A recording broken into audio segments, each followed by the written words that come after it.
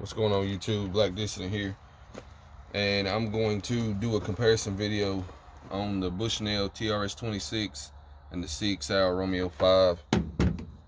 They're both the little micro red dot style, and I'm just going to give you a little bit of some specs and stuff, but just kind of more what I feel like is the important part of it, and give you my opinion.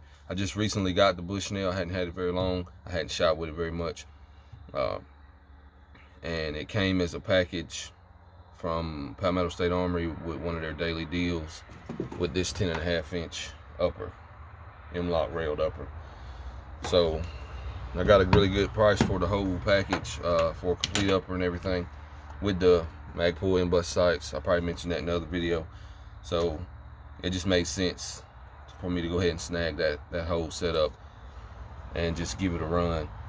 So my initial impressions, I really like it, and I do enjoy the larger field of view that you get with the 26mm over the 20mm of the Sig Romeo 5.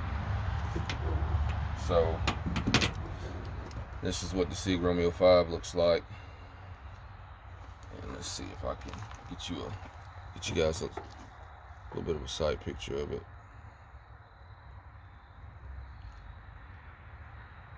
So that's what you're looking at with it. As you can tell, obviously it's a smaller field of view there, but I really do like the Sig Romeo 5. I really like it. I've had it for a while, and it's tough. You know, I don't have any complaints about it at all. Time will tell. As far as the Bushnell goes, I'll have to get some more time with it and do some more shooting with it. It was easy enough to hold zero so far, and you know, banging it around in and out of the safe, stuff like that, and just general use of the firearm. I hadn't had any issues there so far.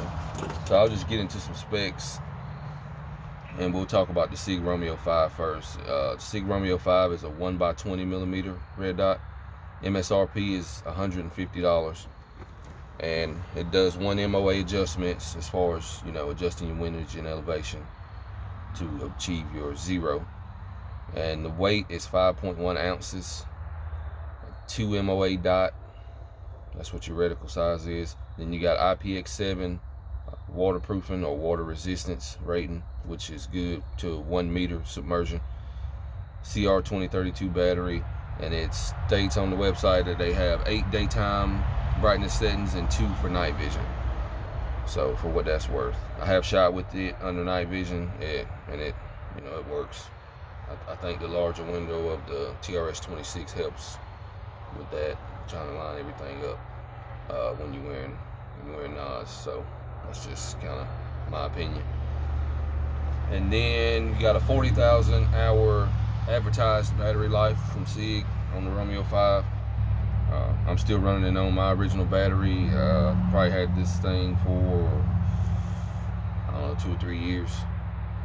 And the cool thing about it is it has motion activated illumination, which I prefer over the system that they put on the Bushnell TRS-26. So basically after, I think it's like 5 minutes or something like that, of you not touching or moving the gun or the Sig Romeo 5, it'll power down to save battery. And then as soon as you grab it, it instantly comes back on when it senses motion. So it's always ready, but yet it's not just sitting there burning through battery for no reason when you're not using it. So I really enjoy that, and I think that that's a good feature, and I prefer that over the Bushnell system. So now we can talk about the Bushnell TRS-26. Obviously it's a 1x26mm optic. MSRP is $150, so just the same. And it weighs 6.0 ounces, so 6 ounces flat. So it's what, 0.9 ounces heavier than the Sig Romeo 5. You know, take that for what it's worth. 1 MOA adjustments, just the same as the Sig Romeo 5, but it has a 3 MOA dot reticle, so a little bit larger. And you have IPX7, which is the same, rated to be submerged to 1 meter. CR2032 battery, the same. 10 brightness settings, basically the same. It doesn't mention any night vision settings in there, but it gets dim to where it's basically unusable, you know, with the naked eye, unless you're just somewhere really dark, which you wouldn't be shooting that way anyway without you know, artificial illumination or night vision. So I think it'll be fine there. They just didn't advertise it or at least comment on it the same way that Sig did, as far as they made the distinction between 8 daytime and 2 night vision brightness modes, so, or settings should I say.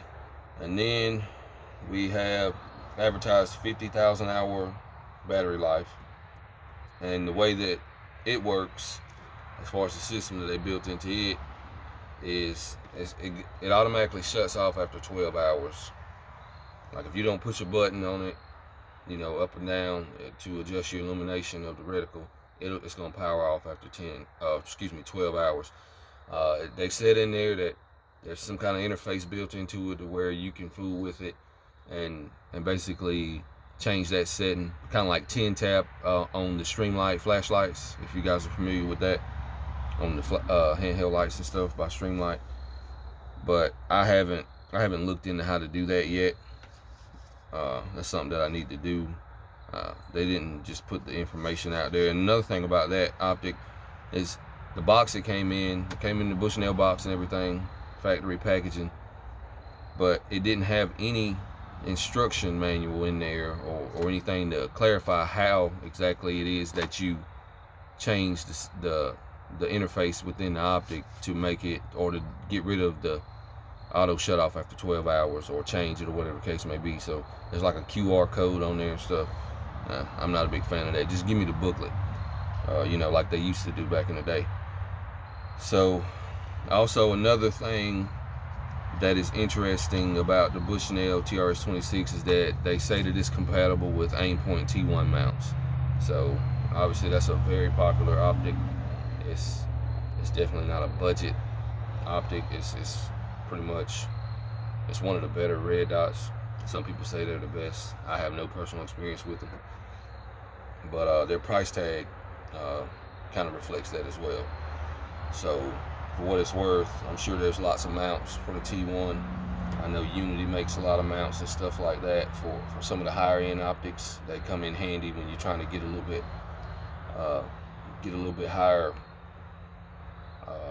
higher optic mount for use with nods and stuff like that. A lot of guys are doing that, and apparently the Bushnell TRS-26 will work with the Aimpoint T1 mounts. So that's something, if you're interested in that or different mount compatibility, then that may be a selling point for you, or something to steer you towards the Bushnell. And like I say, the auto off after 12 hours, not a big fan of that, but they're saying that you can go in there and change that. I just got to figure out how to do it. So overall, I like both of them pretty well.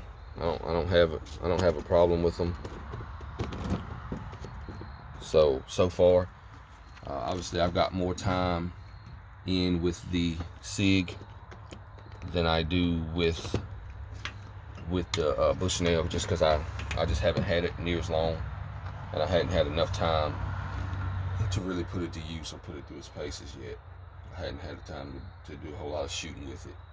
That's just a personal constraint of mine. That's something that'll just take time, and you know, for me to kind of gain a certain level of confidence with it.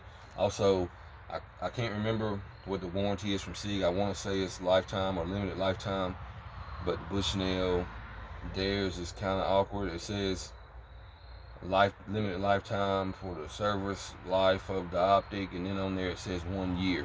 So I guess the service life of the optic is 1 year. Don't really know about that. I guess that will require a little bit more digging or investigation to see exactly what their policy is on that.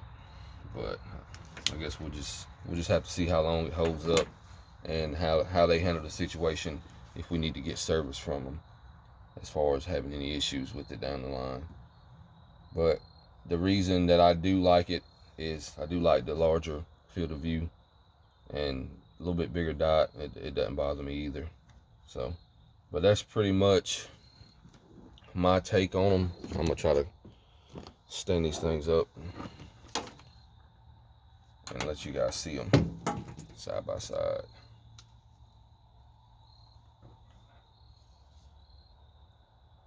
So that's pretty much what you got there. TRS-26, excuse me, and Sig Romeo 5 back here. And you can definitely tell. Let me swap them around. That you definitely tell that the TRS-26 is a good deal larger than the Romeo 5. So, you know, take that into account as you wish.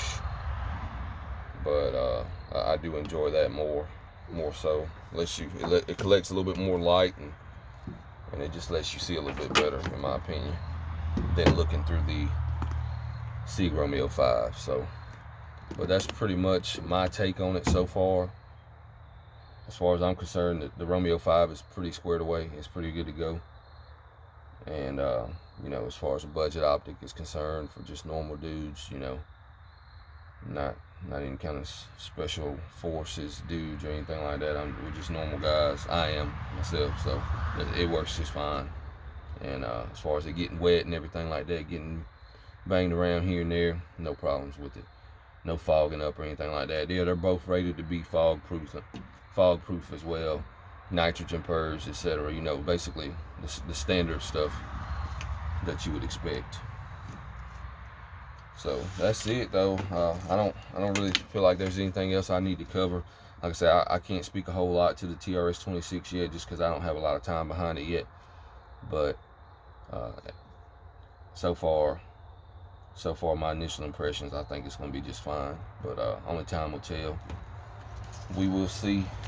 So if you're on the fence about it, I guess it really just comes down to personal preference. If you're looking to use those Aimpoint T1 mounts, like Unity or anything like that, or just some other kind of aftermarket mounts, then you probably may steer toward the TRS-26. Another thing that I should mention, now that I think of it, is that the Sig Romeo 5 came with bikini style lens cap. You know, they're just rubber eye caps or rubber lens caps with just the two little rubber strings between them that hold the two ends together. I got it somewhere in my bag in there. I don't use it, but it does come with those. The TRS-26, on the other hand, did not come with lens caps at all.